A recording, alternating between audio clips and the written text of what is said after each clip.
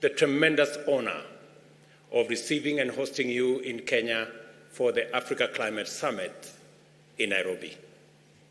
Your presence has sent an emphatic signal throughout the world that a new Africa is here and that it means business.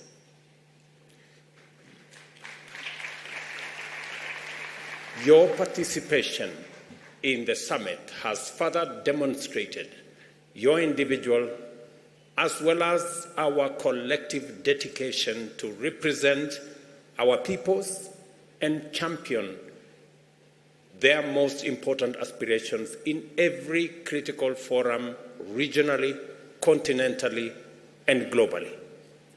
The Nairobi Declaration, our common stand and firm resolution, reaffirms our determination and sets the stage for a new phase in the global climate action and sustainable development agenda, giving the future of socio-economic transformation distinct and affirmative African character. I take none of this for granted, and I commend, honor, and thank you for your tireless effort, steadfast support, and willingness to go the extra mile for the sake of a brighter future for Africa and for humanity.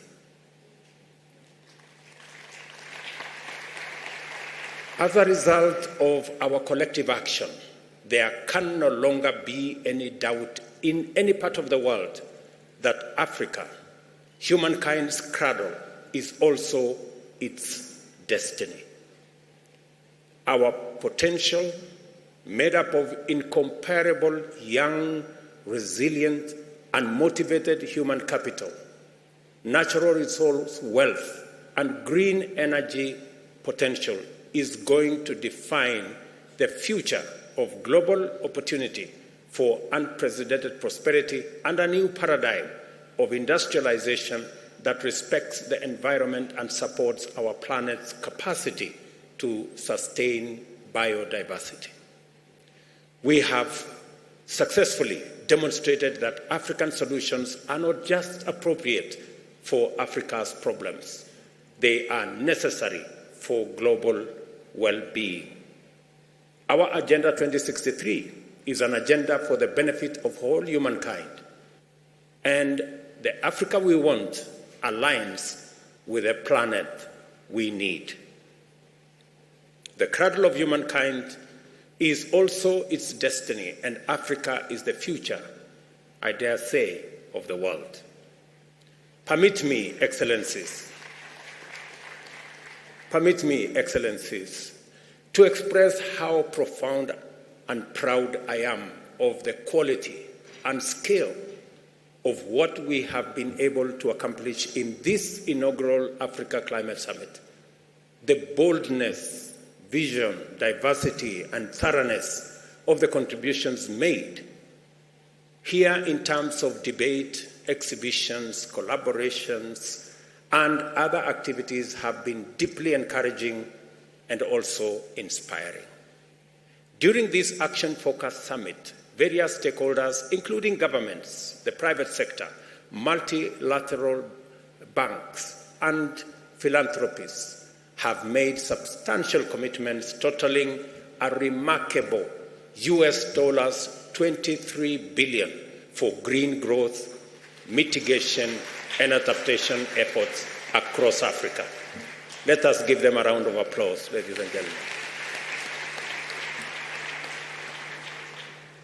Notable highlights include a transformative partnership investing $60 million over 2 years in expanding grid access in rural Burundi, a $4.5 billion commitment from the UAE, represented here by my brother, to boost renewable energy, substantial contribution from the European nations, and significant investments from the private sector, entities like Mazda, PowerGen, Leapfrog, Gross Boundary, and Husk Power, emphasizing renewable energy initiatives.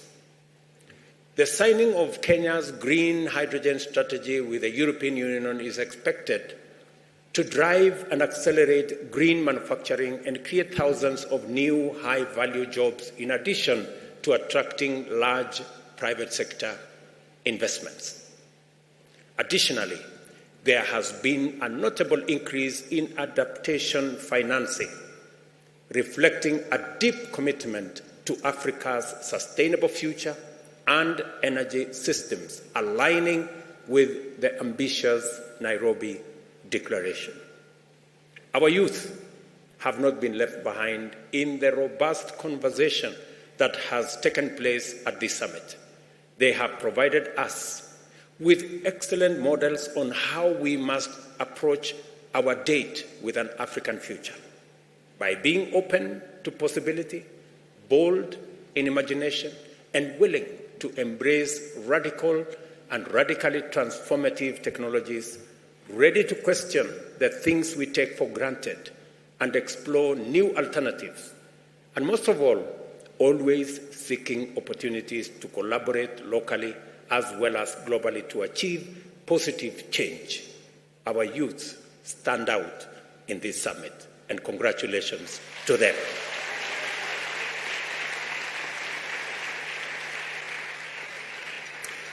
It is wonderfully appropriate that Africa is a young continent. The future does not merely belong to us. Our youth make us the future. Proceeding on the recognition that the reform of the multilateral financial architecture and the mobilization of adequate financial resources is necessary for progress in our journey into the future, we have challenged the international community to exercise a level of imagination in governance and climate action that is commensurate with the imperatives to overcome the immense existential challenges of our time. I am satisfied that we have done very well in our first Africa Climate Summit. I'm delighted that much progress has taken place here, proud that we gave yours best and grateful for your steadfast support and commitment to our collective aspirations and unity.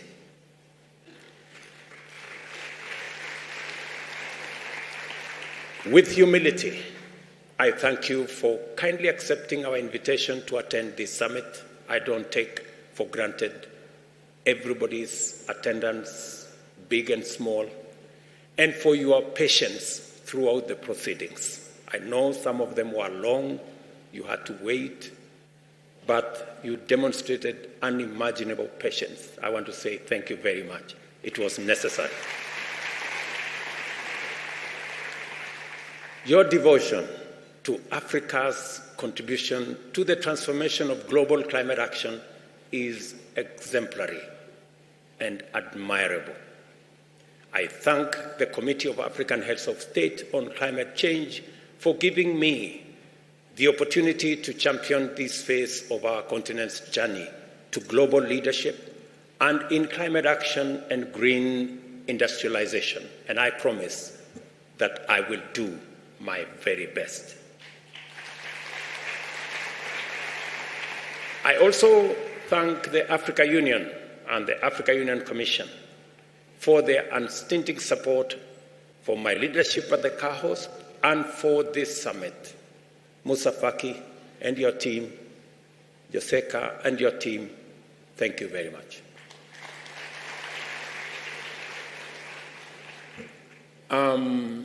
Much has gone into the preparation as well as the conduct of the actual summit. The political and technical support has been equally vital for our successful management of these, of logistical, technical, diplomatic, financial, and other requirements. The declaration we make to the world today defines and amplifies the African position on the way forward in climate action and the fundamentals that the international community must attend to in order to ensure that humanity's economic and ecological imperatives are effectively, coherently, and sustainably achieved. Going forward, we shall use every available opportunity in the busy multilateral calendar, from the G20 meeting, the United Nations General Assembly in a fortnight, the annual meetings of the World Bank Group and the International Monetary Fund soon thereafter, as well as the COP28, to further prosecute our agenda.